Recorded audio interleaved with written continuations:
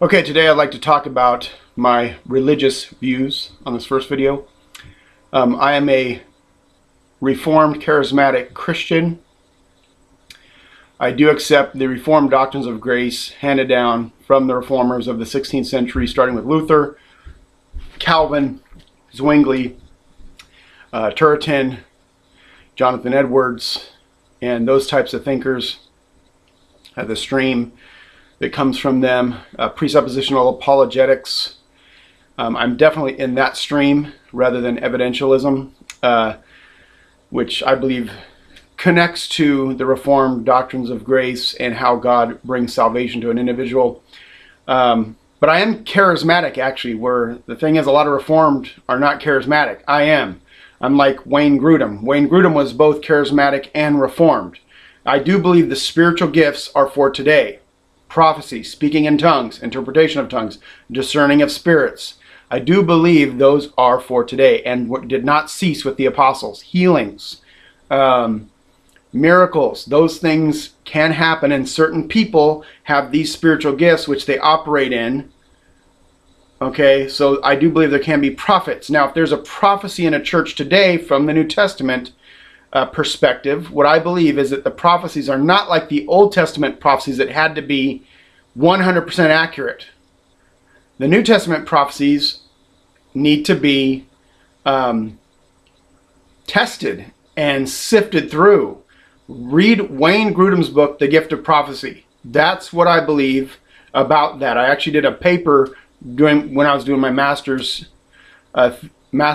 program in seminary about that. So Wayne Grudem's book, The Gift of Prophecy, that is what I accept concerning the gifts for today.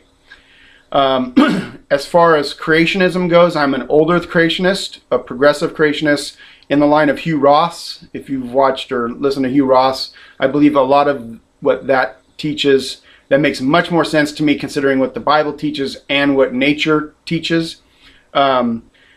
So I'm not a young earth creationist, although I do sympathize with that view. My grandmother, who led me to Christ, was a young earth creationist. I understand that. I actually wasn't a young earth creationist for a long time until I started to really research that issue, and then I came out to be an old earth creationist in the line of Hugh Ross. And Augustine, by the way, was an old earth creationist as well, and I really respected his input on that when I read his stuff.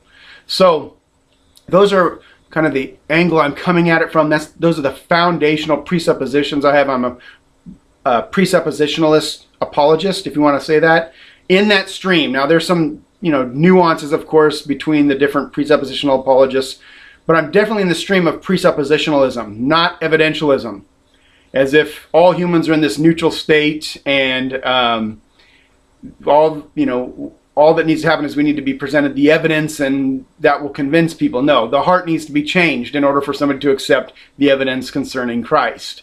So I'm in that stream, definitely. So these are major issues. As far as end times, I would see myself more as an amillennialist, although I'm not really dogmatic about that, and I'm researching that somewhat. I'm definitely not pre-trib rapture. I believe if the rapture will occur at the time when Christ comes back. Definitely that. Not rapture and then 7-year tribulation. Although I do believe that there will come an antichrist figure, an ultimate antichrist figure, and that I believe there's been antichrist figures throughout history, like Hitler, Nero, and that's another thing too. I'm a partial preterist when it comes to that. So these are kind of some of the foundational presuppositions I come from. I believe the Bible is the infallible, inspired word of the living God. This book is what we need to go to in regards to faith, theology, spiritual truth.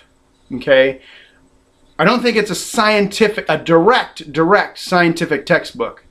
I think it's an indirect scientific textbook, but not a direct scientific textbook. This book will not teach you directly about biology or astronomy. It will tell you about how the stars show the glory of God and his handiwork, and it'll show you how his created order shows the glory of God and his amazing intelligence behind it. But it won't tell you about bacteria. It won't tell you about single-celled life or anything like that. It'll just tell you who created those things, who set the system up, and that it shows, the creation itself shows the glory of God.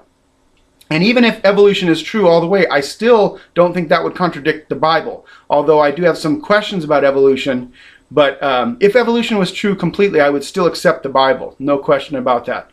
So that to me is not a major issue, although I do have some questions about the modern theory of evolution. But there's a lot of things that the general skeleton of evolution can explain for the diversity of life when you look at life. There's a lot of groups of animals and stuff that seem to fit together, and that there was a common ancestor for many of them. So anyway, but that to me is not a major issue. There's a lot of great Christians that do accept evolution.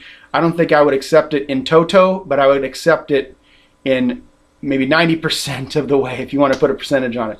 So anyway, those are my religious views. That's the religious perspective I'm coming from. And hopefully you'll understand the foundational perspective that this channel is coming from. Okay, that will help you. Okay, God bless.